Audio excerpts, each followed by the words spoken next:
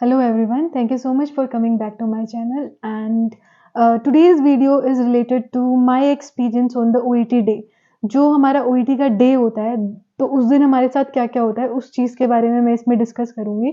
ये वीडियो इसलिए क्योंकि मेरा जब एग्ज़ाम था तो मुझे थोड़ा एग्ज़ाम फ़ोबिया हो रहा था।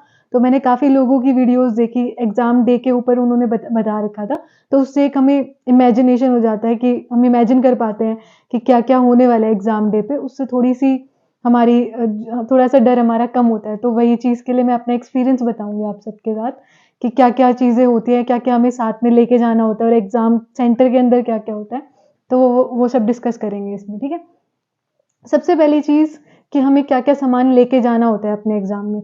जैसे हमारा एग्ज़ाम होता है किस टाइम हमारा एग्ज़ाम होता है 9 टू 12 एक 3 मॉड्यूल्स का एग्ज़ाम 9 टू 12 होता है और जो हमारा स्पीकिंग है वो लंच के बाद स्टार्ट होता है, ठीक है? लेकिन हमें एग्ज़ाम सेंटर पे 7 बजे ही पहुँच जाना होता है। 2 घंटे पहले ओपनिंग हो जाती है और फिर हम अंदर जाके बैठ सकते हैं क्योंकि हमारा ब्रेकफ़ास्ट वग़ैरह सब वहीं अरेंज हो रखा होता है।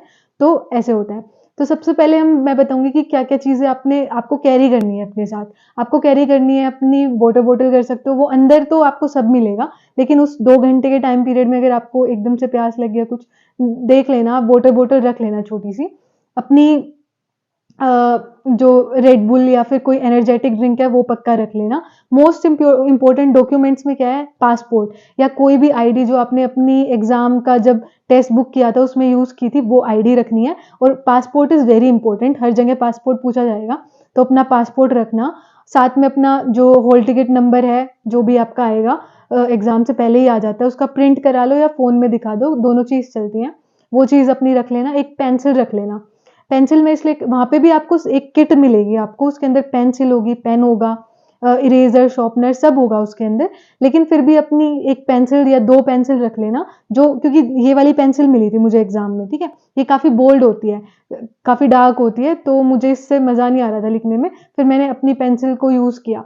तो आप अपनी नटराज की या जिस भी पेंसिल से आप लिखते हो या जो भी आपको कंफर्टेबल लगती है, वो पेंसिल रख लो, उससे अपना एग्ज़ाम कर लेना, ठीक है? वो लेके जाने देते हैं, पेंसिल वगैरह लेके जाने देते हैं और पेंसिल ही रखना ज़्यादा कुछ अंदर नहीं लेके जाना आपको। उसके बाद आपकी 7 आपकी एंट्री हो जाती है, उस टाइम आपका बैग-वैग आप कुछ भी लेके जा सकते हो। जब आपकी जो प्राइमरी फर्स्ट एंट्री है, उस गेट के अंदर एंट्री है, उसके बाद आपको अंदर ब्रेकफ़ास्ट वगैरह सब लगा होता है। इंस्ट्रक्शंस वो साथ के साथ देते हैं, उनसे पूछ भी सकते हैं। आपका वो पासपोर्ट चेक करेंगे और आपको एंट्री दे देंगे, बैग-वैग कुछ नहीं चेक करते उस टाइम पे।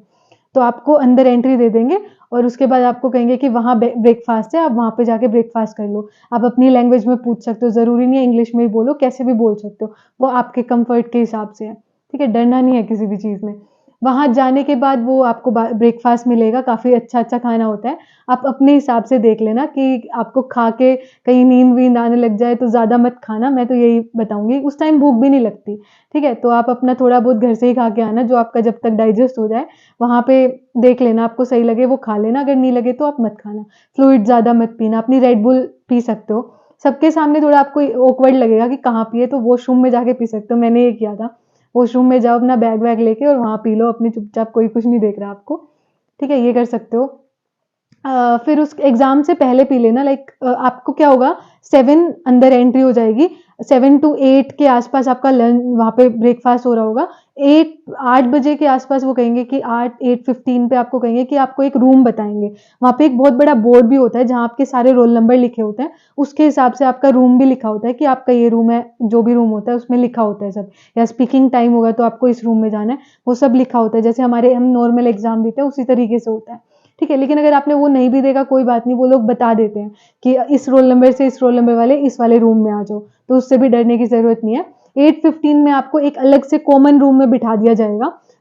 हाफ एन आवर के आसपास 15 टू 30 मिनट्स आपको वहाँ बिठाया जाएगा। उसके बाद आपका जो अलॉटेड रूम होगा, उसमें आपको लेके जाया जाएगा। एक रूम के अंदर 100 कैंडिडेट्स हो सकते हैं, 100 टू 200 कैंडिडेट्स, तो उनसे डरना नहीं है, सबके साथ ऐसे ही हो रहा है, यही सीन होता है वहाँ पे, ठीक है?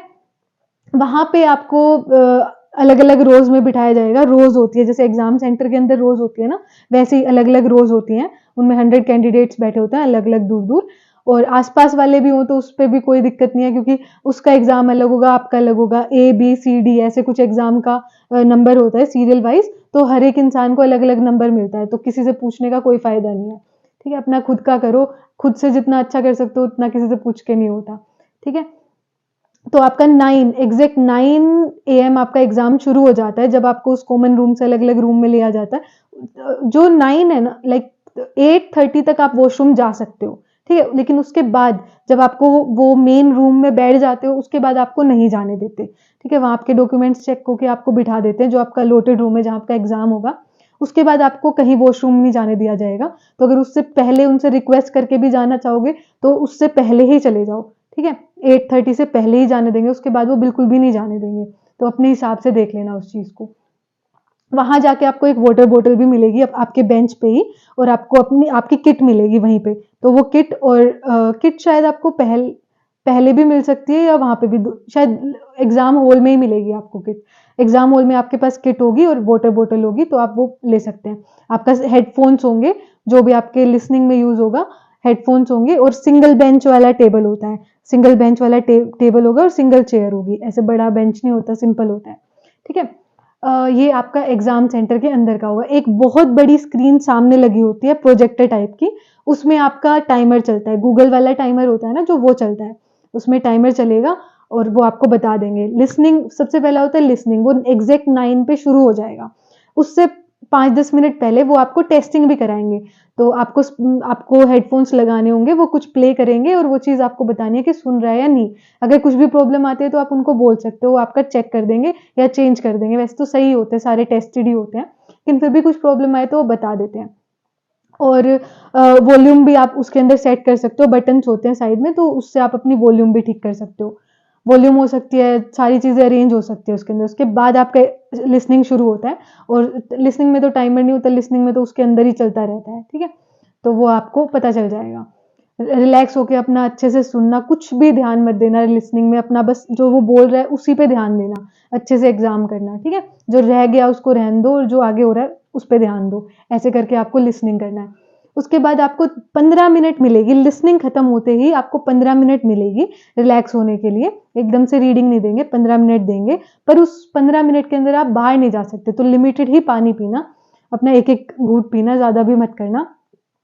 उसके बाद 15 मिनट आपको रिलैक्स होने को दिया जाएगा। उसके बाद फिर आपका रीडिंग का पार्ट ए मिलेगा, बी, सी नहीं मिलेगा, बस पार्ट ए मिलेगा। पार्ट ए और बी, सी साथ में रखे होते हैं वैसे तो, पर आपको पार्ट ए ही करना होता है उस टाइम पे। पार्ट ए मिलेगा, 15 मिनट के लिए आपको वो करना है। उसके बाद आपका एकदम से वो ले लेंगे। बहुत बड़ा-बड़ा आगे टाइमर चल रहा होता है, उस चीज़ को देखना होता है आपको, कि आप अपने टाइम के हिसाब से मैनेजमेंट करनी होती है, ठीक है? 15 मिनट पूरे होते ही वो आपका एग्ज़ाम ले लेंगे, आपको कह देंगे पेंसिल डाउन, तो आपको पेंसिल डाउन ही करनी होती है, क्योंकि वो बोलते हैं कि अगर आपने डाउन नहीं करी तो वो आपका स्नैच कर लेंगे या कुछ भी ऐसे, आपका कैंसल कर देंगे। तो कैंसल से अच्छा आप पेंसिल रख दो आप, ठीक है? कुछ मत लिखना। फिर वो आपका 15 मिनट के बाद एग्ज़ाम ले जाते हैं। 10 मिनट का गैप देते हैं बी और सी पार्ट देने से पहले। 10 मिनट में आप रिलैक्स हो जाओ, बाहर फिर भी नहीं जा सकते, अंदर ही रहना है। फिर 10 मिनट के बाद आपको बी एंड सी वाला पार्ट दिया जाएगा। 45 मिनट्स में वो आपको पूरा करना है। वो पूरा करने के बाद आपको फिर से 10 से 15 मिनट मिलती है राइटिंग आने से पहले, ठीक है? राइटिंग आने से पहले आपको 10 से 15 मिनट मिलेगी, उसमें आप रिलैक्स हो जाओ और अपनी पेंसिल-वेंसिल शार्प करनी है या कुछ भी करना है, वो सब कर लो। उसके अंदर भी आपको 5 मिनट के लिए पेंसिल नहीं यूज़ करनी करनी होती, वो इंस्ट्रक्शंस बहुत क्लियर देते हैं। पेंसिल बिल्कुल साइड में रखा लेते हैं, और आपको सिर्फ़ और सिर्फ़ केस नोट पढ़ने हैं, और वही करना चाहिए, ठीक है? फिर आपको 40 मिनट्स देते हैं लिखने के लिए, उसमें फिर आप अपना केस नोट पे पेंसिल भी चला सकते हो, कहीं पे कुछ भी लिखना है वो लिख सकते हो 40 मिनट्स के अंदर। फिर से आपका वही है कि 40 मिनट जैसे ही टाइमर आपका ऑफ होता है, आपसे आपका क्वेश्चन पेपर और वो सब कुछ ले लिया जाता है। ऐसे करके आपके 12 बज चुके हैं और आपका सारे तीनों मॉड्यूल्स हो चुके हैं। फिर आप रिलैक्स कर सकते हो कि ठीक है, जैसा हो गया वैसा हो गया, इट्स ओके। अब आगे स्पीकिंग पे ध्यान देना है, ठीक है? रिलैक्स होके अपना बैठ जाना, फिर आपका स्पीकिंग का आएगा। फिर आपको 12 पीएम पे आपको बाहर भेज दिया जाएगा क्लासरूम से लंच के लिए, ठीक है? लंच का टाइम होता है 1, आपको जाते ही लंच मिल जाएगा वहाँ पे। 1 घंटे का लंच होता है, आप आराम से अपना रिलैक्स होके अपना खाना खाओ। उसके बाद फिर से जो कॉमन क्लासरूम है उसके अंदर आपको वापस जाना होता है। वहाँ पे जाना चाहो तो वहाँ, क्योंकि आपको एक टाइम दिया जाता है कि 2 बजे आप सबको यहाँ आ जाना है, ठीक है? 2 बजे से 5 बजे के बीच का टाइमिंग होती है जो आपकी स्पीकिंग की होती है। स्पीकिंग के लिए एक कॉमन क्लासरूम में बिठा दिया जाएगा। उस क्लासरूम में बोला जाएगा कि 1 टू 15 रोल नंबर आ जाओ हमारे साथ, ठीक है? ऐसे-ऐसे कर कर के आपको 1 बाय 1 बुलाया जाता है। 1 बाय 1 नहीं, ग्रुप में बुलाया जाता है। फिर केबिन्स होते हैं छोटे-छोटे, 6-7 केबिन्स होते हैं। उन केबिन्स के अंदर आपका इन्विजिलेटर बैठा होता है और उसके फिर एक टेबल होती है आप दोनों के बीच में, वहाँ आपकी कम्युनिकेशन होती है 20 मिनट के लिए, ठीक है? वो आपको टाइम देखना है अपना। मैं कहूँगी कि अपना जो एग्ज़ाम 9 बजे से पहले वाला जो टाइम है उसमें चुप ही रहना, ज़्यादा किसी से बोलना मत। क्योंकि आप बात करोगे ना तो आप कन्फ्यूज़न होगी, क्योंकि कुछ कोई बताएगा कि हमने 10 बार दिया है, हमने 2 बार दिया है, हम फर्स्ट टाइम दे रहे हैं। ऐसे कई लोग कुछ-कुछ डिस्कस कर रहे होते हैं, उस पे ध्यान नहीं देना। वो आपके एग्ज़ाम पे उस चीज़ पे इफ़ेक्ट हो सकता है, तो किसी से कुछ बात मत करना। स्पीकिंग में क्या है कि स्पीकिंग का जब आपको टाइम, जैसे मेरा टाइम था 5:30 बजे का, तो मैं वहाँ पे 2 बजे से 5:30 बजे तक बैठी ही रही थी। तो बहुत सारे लोग थे, वो जाए जा रहे थे, कोई जो जाता है वो वापस नहीं आता, ठीक है? जैसे 1 से 5 रोल नंबर चले गए ना, वो उस क्लास में वापस नहीं आ सकते। तो आप उनसे पूछ नहीं सकते कि क्या क्वेश्चन पेपर था, क्या नहीं, तो वो चीज़ का चांस नहीं है। तो आप बैठ जाओ रिलैक्स होके, जो आस-पास के लोग हैं उनसे बात कर लो, पर ज़्यादा भी वो लोग बताएँगे कि हाँ, हमारा 3rd टाइम है, 14 टाइम है, ऐसे-ऐसे कुछ-कुछ बोलते हैं उस टाइम पीरियड के अंदर। उन पे ज़्यादा ध्यान नहीं देना, अपना ध्यान देना है कि इट्स ओके, फर्स्ट टाइम है या सेकंड टाइम जो भी है आपका, आपको अभी बेस्ट करना है। इसके बाद देखेंगे वो क्या रिज़ल्ट होगा, वो रिज़ल्ट पे डिपेंड करेगा, आपको अच्छे से करना है, ठीक है?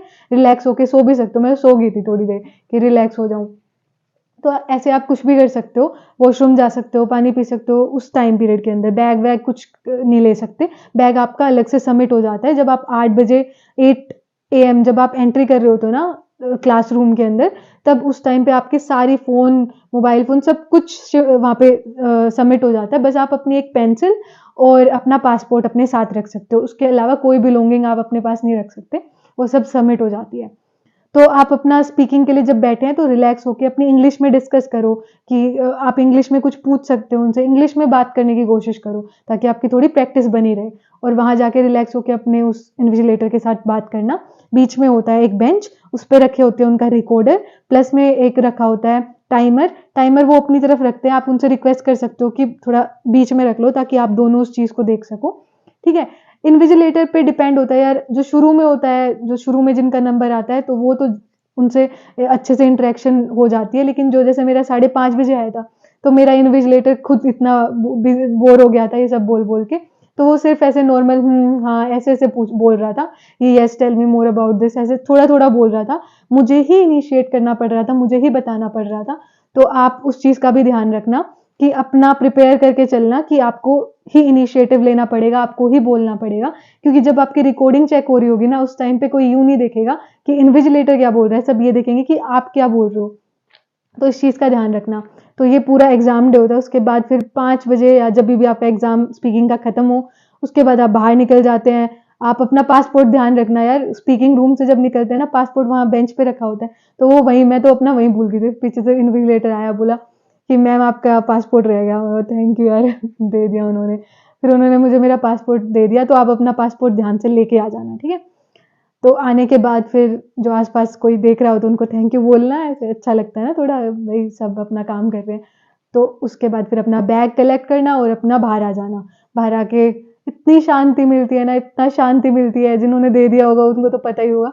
इतनी शांति मिलती है, चाहे कैसा भी हुआ हो एग्ज़ाम, लेकिन वो जो शांति होती है ना, वो यूँ होती है कि मैंने आज क्योंकि मैं जब प्रैक्टिस करती थी ना, तो मैं उस शांति को इमेजिन करती थी कि वो उस शांति का लेवल इस चीज़ पे डिपेंड करेगा मैंने कितनी प्रैक्टिस की है, ठीक है? तो अगर आप बहुत अच्छी आपने प्रैक्टिस करी है अपनी, तो वो शांति का लेवल बहुत ही हाई लेवल होगा। बेशक आपका एग्ज़ाम कैसा भी गया हो, लेकिन वो शांति बहुत मिलेगी। तो वो बहुत इनक्रेडिबल होती है, ठीक है? तो उस चीज़ को बहुत शांति मिलेगी, अपना भगवान को थैंक यू करना।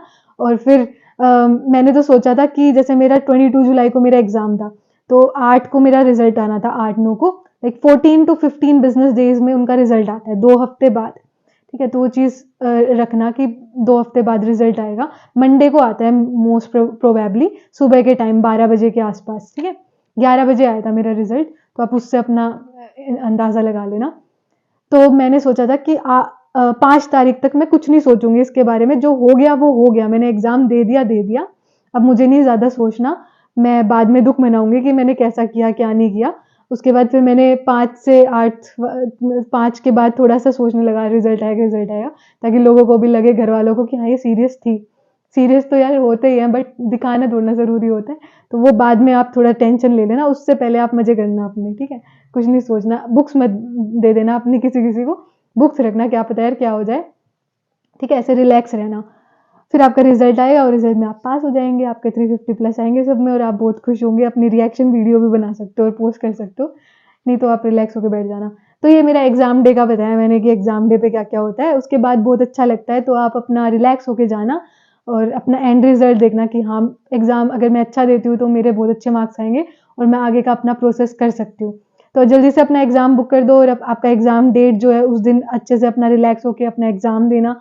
ऑल द वेरी बेस्ट सबको जो भी एग्ज़ाम देने वाला है और अच्छे से करोगे तो भगवान का नाम लेके करोगे तो पक्का क्लियर होगा। अपने माँ-बाप को याद रखना पेपर देने से स्टार्ट होने से पहले, क्योंकि वो सबसे ज़्यादा मैजिकल चीज़ होती है और रिलैक्स होके अपना एग्ज़ाम देना, ठीक है? ऑल द वेरी बेस्ट और मैं प्रे करूँगी आप सबका एग्ज़ाम क्लियर हो जाए, जो भी एग्ज़ाम देने जा रहे हैं। Thank you so much for watching my video. अगर अच्छी लगी हो तो लाइक कर देना और अगर आपको और ऐसी रिलेटेड वीडियोज़ देखनी है, टिप्स देखनी है अलग-अलग मॉड्यूल्स के ऊपर, तो वो भी मैंने बना रखी है, वो आप जाके चेक करो और आगे भी मैं अच्छी वीडियोज़ बनाने की कोशिश करूँगी। अगर मेरी लाइफ़ के बारे में या मैं क्या करने वाली हूँ, प्रोसेस मेरा क्या चल रहा है, वो सब देखना है, तो मैं इंस्टाग्राम पे सोच रही हूँ पोस्ट करूँ ऐसे छोटी-छोटी वीडियोज़, तो आप मुझे वहाँ पे फ़ॉलो कर सकते हो और यहाँ पे भी मैं आपको पोस्ट करूँगी अच्छी इस टाइप की वीडियोज़। अपने बारे में मैं बनाऊँगी यार, एक बार मेरा थोड़ा-सा प्रोसेस हो जाए ना, तो उसके बाद मैं एक अच्छी वीडियो बनाऊँगी कि मैंने क्या-क्या किया और मैंने कैसे ओईटी के बाद क्या किया। तो stay tuned and thank you so much for watching my video.